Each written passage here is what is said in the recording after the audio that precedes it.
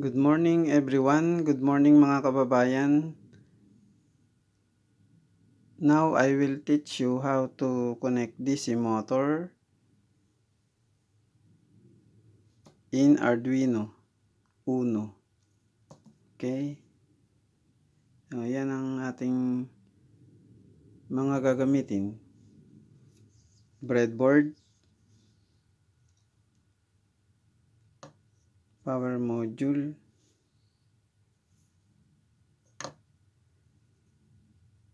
three jumper wires, Arduino, at itong ating pinakabida. Ito, transistor, switching transistor, 2N3904. At itong ating DC motor, yung 2N3904 isang NPN, no? Dahil malakas ang current nito, because the DC motor consumes about 100 milliamperes, kaya kailangan natin ng tulong ng switching transistor. Okay, tapos kailangan din natin ng cable. Okay,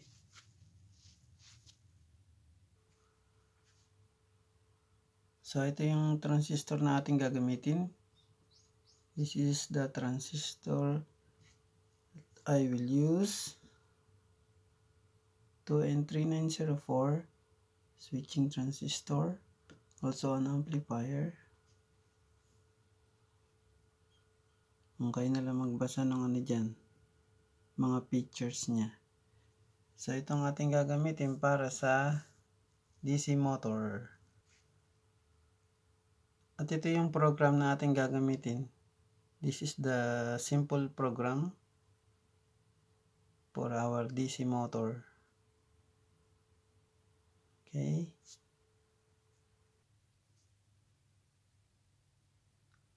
So ito rin yung ating power bank, 5 volts. Tapos ang circuit na ating gagamitin ay ito. Yan, kasusulat ko lang. Yan. This is our circuit to be used here.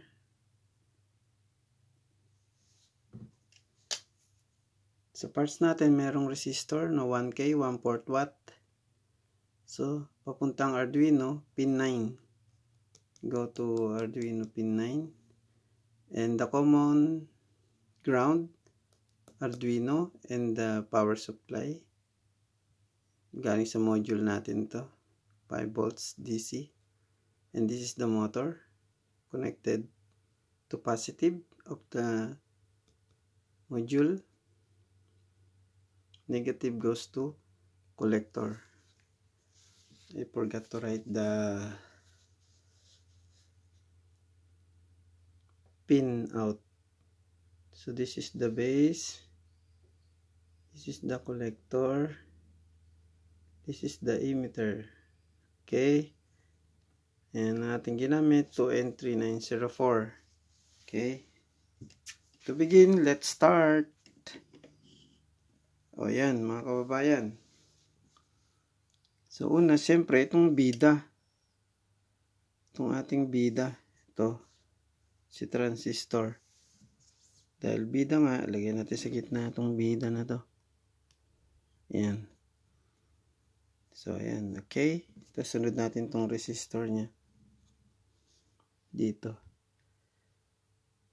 sa kanyang base. Connect the resistor to the base.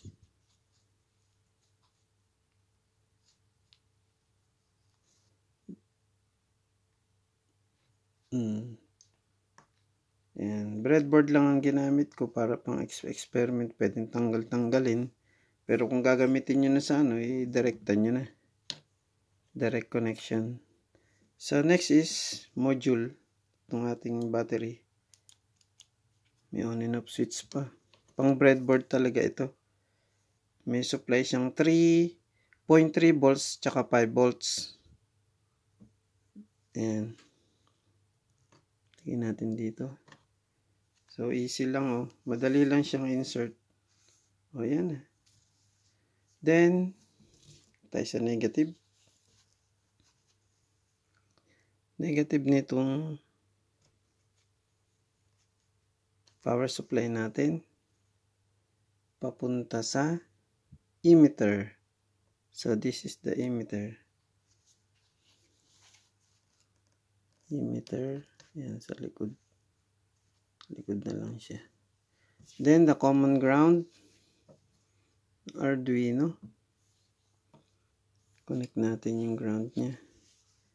Dito kaya natin lagay ang Arduino na yan.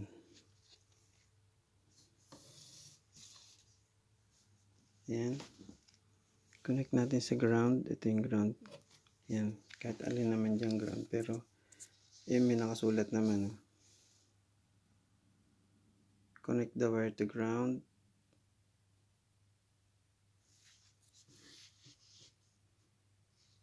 Common ground. So, dito rin. Common ground naman sila. So, that's it. Then, itong ating pin 9. Dahil itong ating pin 9 ay connect natin sa pin 9 ng Arduino. Okay. Yan siya. Pin number 9. Pwede rin kayo mag-select dito kung anong gusto nyo. Yan. You can select any pin you want. Dito tayo sa digital PWM. Ayan. Pulse width modulation. Tapos, kukonect natin to dito sa resistor. Ayan siya. Dito na lang makikita rin yan. Ayan. Para malinaw. Ayan. Okay. So, tingnan natin itong ating diagram. Okay na yung connection ng resistor, transistor, ground, power, 5 volts. Motor naman, motor. So, this is the motor. Negative ng motor natin, itong kulay black, color black, pupunta rin siya dito sa emitter. Emitter. To. Emitter. Yan. And the positive nitong motor, DC motor, ay pupunta naman sa positive nitong supply. Iniwalay ko yung supply niyan kasi mataas ang current na kino-consume niya. So, ayan siya. Ayan. Ayan siya. So, kung okay na yung ating kung okay na itong ating circuit, double check. Okay. Then, lalagyan na natin siya ng power supply.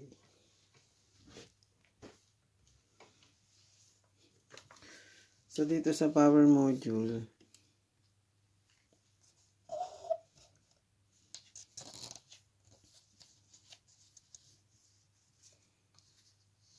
ito, 7 to 12 volts pwede rito. So, yan, plug in ko na itong ating supply.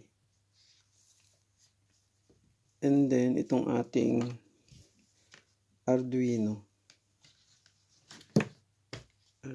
power supply natin. Yan, para hiwalay.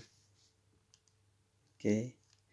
Plug in mo lang itong ating yan. Ito ating power bank. Okay, na-double check na natin yung circuit. Double check the circuit. Okay. Before power on. Yan. Resistor. Nasa base. Negative ng motor nasa emitter. ay nasa collector. Mali tayo. Dapat dito tayo sa collector. And sorry, we're wrong. Kaya nga double check no? So, dito tayo sa collector. Yan. Dito nung tayo para makita siya. Yan, sa likod. Yan. So, yun na. Yung itong so nagkamali tayo ng isa, pero okay lang yan, kaya nga double check motor negative input dito sa collector. So ayun siya, no? Motor natin ito pinaka motor natin. So yung positive natin ay nasa positive nitong supply. So, yung kulay red, pula natin, ayun, nasa positive na siya. So, tama. Ayan siya. Positive. And then, ground. Double check ulit. Kasi mahirap na ba masira itong ating Nakasira na ako na isa nito Bumili lang ako. To void broken IC. Defective IC. Yan. Double check the circuit. Okay. So, yun base. Ito dito. Ground. Tapos, ground ng Arduino. And then, motor. Motor negative. Nasa collector. Ayan. So, ang isa-switch bali ng ang isa-switch ng transistor natin ay itong ground dito papunta dito. So, magkakaroon ng negative supply to, under na ito. So, pag dinirekta natin sa Arduino to, baka masira to kasi mababa lang yung current output nito. Di katulad nito, makokontrol niya. No? Okay, start na tayo. Tapos na yung circuit natin, pati yung review. Circuit review. Okay, let's start. Kung siya talaga gagana. Ayan na. So, ayan na, umilaw na yung Arduino. Na-switch on na natin to. So, ayan na, umaandar na. O, ganun lang kasimple. That's how simple connecting DC motor to Arduino. Yan. Okay.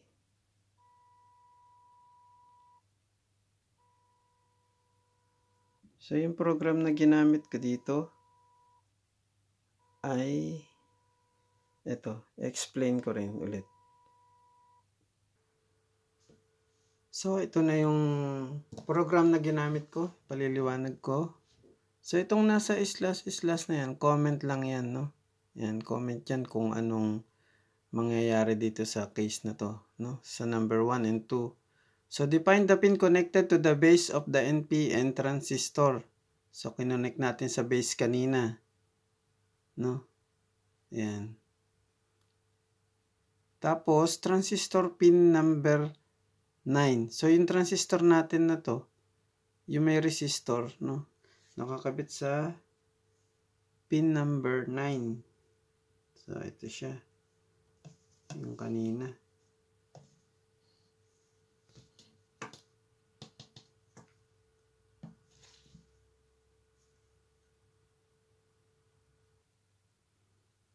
So, ayan yung ibig sabihin nung line 1 and 2 dun. Number 1 and 2. Ito daw transistor ay nakakabit sa pin number 9. Yan. Number 9 nitong Arduino. Yan. Parang yan inassign mo siya sa pin 9. Base ng transistor, may resistor, tapos papunta dito sa pin number 9. Okay? Then next naman, sa void setup naman, ayan, may comment ulit dyan. Basta islas na yung comment dyan. Set the transistor pin as an output. So, syempre, output natin siya. Diyan lalabas yung pagsuswitch niya dun sa motor. Pin mode transistor pin. So, inassign natin siya na as output. Dito sa void setup. Number 4, 5, 6. So, ayan lang. Ganyan lang kasimple yung inassign natin. So, sa void loop naman, ito yung paulit-ulit niya nang gagawin. No? Ayan. Repetition na to. No? Sa void setup, kaya nga setup natin yan na ito yung output natin yung transistor. Okay? Then, ito comment ulit sa taas. Run the motor in one direction. So, one direction lang ginamit natin. Ginamit ko sa sa motor na to. So, dito, analog right transistor pin 150. Yan. Yung 150 dyan, that is yung angle niya. Adjust value 0 to 255 pwede. For speed control. Yan. Pabilis siya. So, itong 150 na to, yan. Sa comment na ito, speed control. Kano siya kabilis. So, ito yung delay, 2000. Run for 2 seconds. Yan naman, English naman no? Yan. So, mag-stop siya, sabi dito sa analog right natin transistor pin. Yan. Pag nag-stop siya, 0. Delay na 1000, and then wait for 1 second uli. Andar na uli siya. Run the motor other direction. Yan. Yan siya. Transistor pin, adjust the value. Speed control, delay, run for 2 seconds. Stop the motor. Analog right transistor. Yan. Pin 0, delay 1000, wait for 1 second. So, ayan siya. Okay, andarin na uli natin. So, ayan na uli siya, pandarin natin.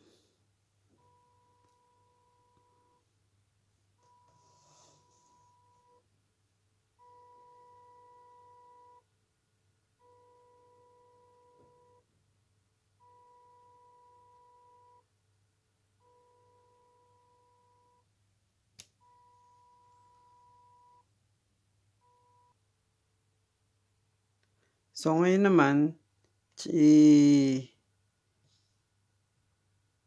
ito naman yung bonus. Bonus na lang. Ito naman yung laman nitong program na to. I-verify uli natin, then i-upload uli natin kung para sa ating mga beginner. Yan. So, yan, plug ko muna dito sa kanyang power bank. And then, plug in natin dito sa computer. Yan. Ayun na. So, dito, pag nandyan na kayo, at na-open mo na yung program mo, ito, verify natin. I-click lang itong verify na to. Yan na.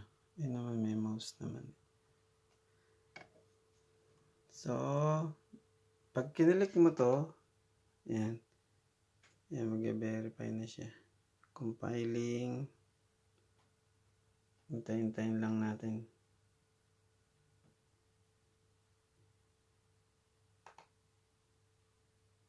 Ayun, done compiling.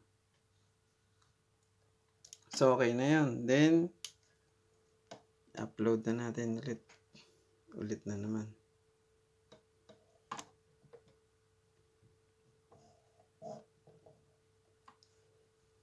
Ito naman. Ito. Yung arrow na yan. Upload yan. para malagyan natin uli dito sa ayun. So walang error. Loading. Ayan, done na siya, no? Ayan. So, ibig sabihin, pumasok na yung program dito. Turn on natin. Ayan na. Ganyan lang. Ayan lang yung program nun. One direction lang tayo. Ayan.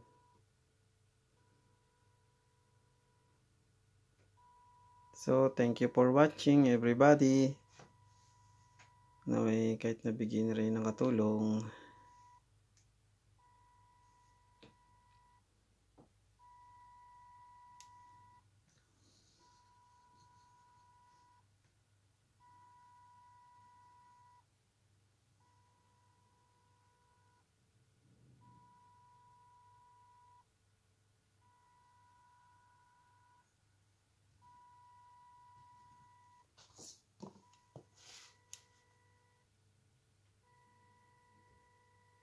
Yan, maraming salamat sa panonood nitong ating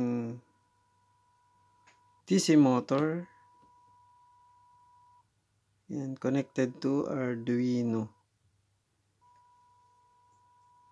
Ito kasing may circuit na to kasi sa loob itong servo.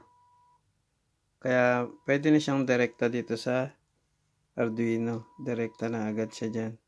Aandar na siya. Di katulad ng DC motor, kailangan pa natin talaga ng mga switching transistor, no, MOSFET, ayan. Para dun sa mga current na niya.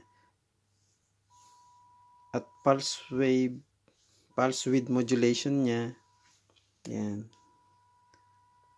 Kasi pag direkta sa motor hindi kagana. Or gumana man masisira. So gumamit ako dito ng separate power supply nitong motor. Medyo nasa 100 milliampere yan Ayan.